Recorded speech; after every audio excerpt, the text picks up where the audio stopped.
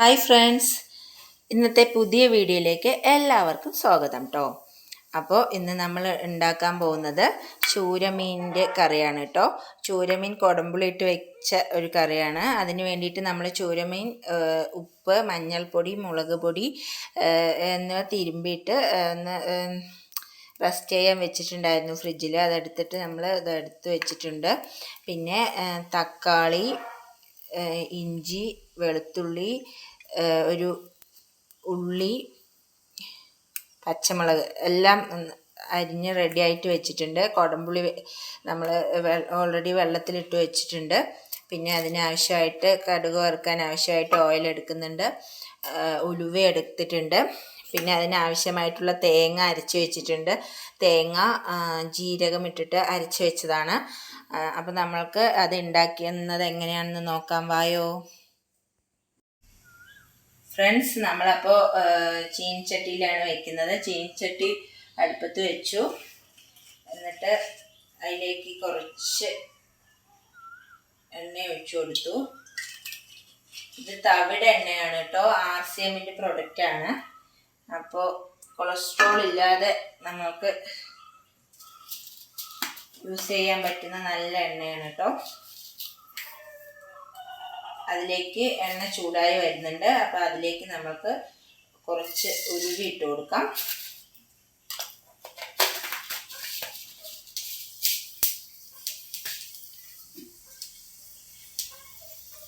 ഉലുവ പൊട്ടി തുടങ്ങിയിട്ടുണ്ട് കേട്ടോ.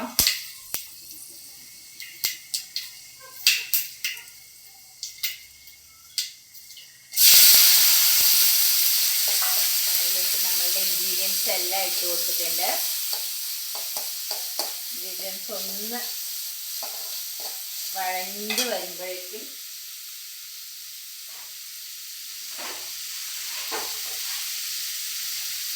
ഫ്രണ്ട്സ് കറിവേപ്പില എടുക്കാൻ മറന്നു കേട്ടോ. കറിവേപ്പില ഇട്ട് കൊടുക്കാം. കറിവേപ്പില ഇട്ട് കൊടുത്തതിന് ശേഷം ലേശം ഒന്ന് ചൂടായതിന് ശേഷം നമ്മൾ അതിൻ്റെ വരുമ്പോൾ തന്നെ മീനിൽ ഓൾറെഡി ഉപ്പ്, മഞ്ഞൾപ്പൊടി, മുളക് പൊടിയൊക്കെ കുറച്ച് ഇട്ടിട്ടൊന്ന് മിക്സ് ചെയ്ത് വെച്ചതാണ്. നര ഇട്ടിട്ടില്ല. അപ്പോൾ നമ്മൾ ഇതിലേക്ക് ലേശം ഉപ്പ് ചേർത്ത് കൊടുത്തു. ഉപ്പ് ചേർത്തിട്ട് നല്ലപോലെ ഒന്ന് വഴറ്റുക. ആ പച്ചമുളകിൻ്റെയും ഉള്ളിയുടെയും ഒക്കെ ആ പച്ച മണം ഒന്ന് പോയാൽ മതി. അതിനുശേഷം നമ്മൾ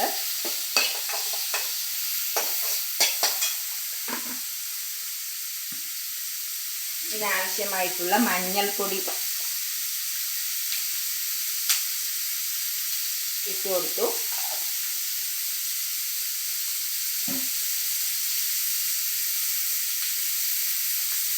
മഞ്ഞൾപ്പൊടി ഇട്ട് കൊടുത്തു.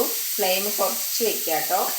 ഈ പൊടി ഐറ്റംസ് ഇടുന്ന സമയത്ത് ഫ്ലെയിം എപ്പോഴും കുറച്ച് വെക്കണം ഫ്രണ്ട്സ്, അല്ലെങ്കിൽ അത് കരിഞ്ഞു പോകും പൊടികളൊക്കെ.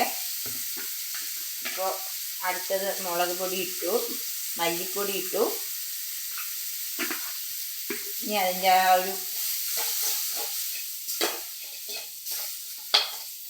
പച്ചമണം ഒന്ന് മാറി,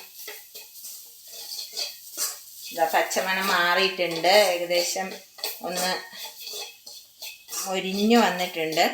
ഞാനിതിലേക്ക് എപ്പോഴും ഫസ്റ്റ് തന്നെ ഈ കുടംപുളി നമ്മൾ ഇട്ട് കൊടുക്കുകയാണ്.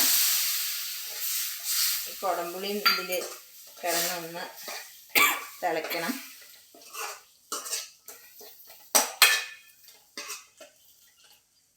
ഫ്രണ്ട്സ്, ഇതൊന്ന് തിളച്ച് ഈ ഉള്ളിയും തക്കാളിയൊക്കെ ഒന്ന് ഒരു തിള വരണം.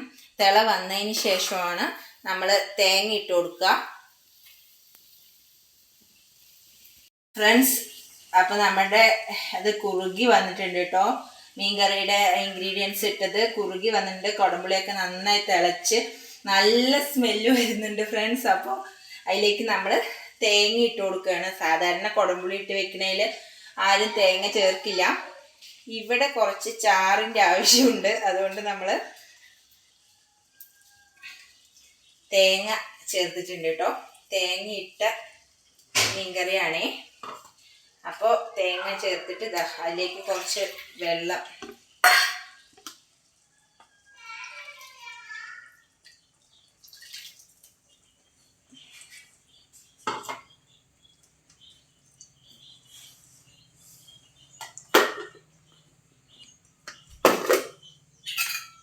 ഇത് നന്നായി ഒന്ന് തിളയ്ക്കണം കേട്ടോ. നന്നായി ഒന്ന് തിളച്ച് എല്ലാവിടേക്കും കുടംപുളി ഒന്ന് പിടിക്കണം. അതിന് ശേഷം നമുക്ക് ഇതൊന്ന് തിളച്ചതിന് ശേഷമാണ് നമ്മൾ മീനിട്ട് കൊടുക്കുന്നത് കേട്ടോ. ഫ്രണ്ട്സ്, ഇതാ നന്നായി തിളച്ച് വന്നിട്ടുണ്ട്. അപ്പോൾ നമുക്കിനി മീനിട്ട് കൊടുക്കാം. മീൻ നമ്മൾ എല്ലാ മീനും ഇട്ട് കൊടുത്തിട്ടുണ്ട്. ഇനി ഈ മീനൊന്ന് നല്ലപോലെ വേവണം. ഈ ചാറൊന്ന് കുറുകണം കേട്ടോ. നിങ്ങളുടെ ആവശ്യാനുസരണം നിങ്ങൾക്ക് ചാറാക്കാവുന്നതാണ്. ഇവിടെ ഇത്രയും മതി. അപ്പോൾ നമ്മൾ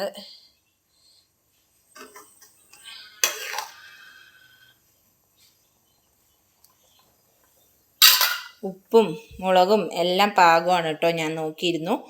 അപ്പോൾ നല്ല പോലെ ഒന്ന് തിളയ്ക്കട്ടെ. നമുക്കിത് മൂടി വയ്ക്കാം. ഫ്രണ്ട്സ്, അപ്പോൾ നമ്മുടെ മീൻ കറി ഇവിടെ റെഡി ആയിട്ടുണ്ട്. അപ്പോൾ അത് നന്നായി വറ്റി ഒന്ന് കുറുകി വന്നിട്ടുണ്ട്. മീനിൻ്റെ തലയൊക്കെ ഇട്ടിട്ടുള്ള നല്ല മീൻ കറിയാണ്. അപ്പോൾ എല്ലാവരും ഒന്ന് ട്രൈ ചെയ്യണം. ലൈക്ക് ചെയ്യണം, ഷെയർ ചെയ്യണം, കമൻറ്റ് ചെയ്യണം. എന്തെങ്കിലും അഭിപ്രായം ഉണ്ടെങ്കിൽ അറിയിക്കണം. അപ്പോൾ ഓക്കെ ഫ്രണ്ട്സ്, താങ്ക് യു. എല്ലാവരും ഒന്ന് ട്രൈ ചെയ്യണേ.